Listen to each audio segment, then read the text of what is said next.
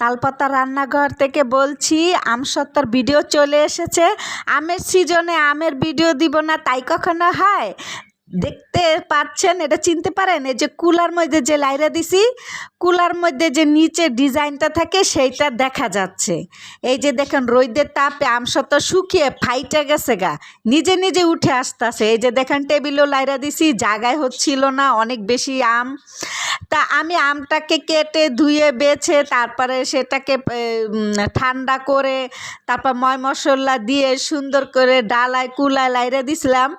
সেই আমসত্ত্ব ভাই কি বলবো, এত মজা হয়েছে, এত মজা হয়েছে, 2 দিনও স্টক করে রাখতে পারি না, সব শেষ।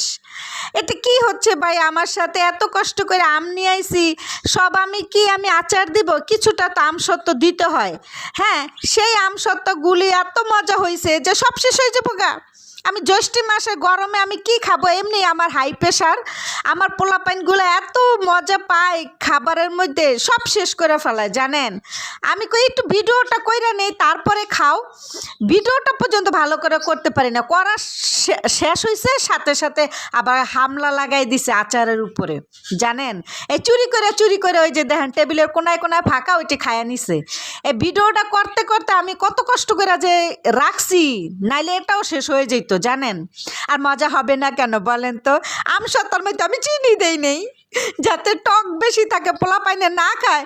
ও আল্লাহ গো, এটা তাড়াতাড়ি আরও শেষ হয়ে গেছে গা জানেন।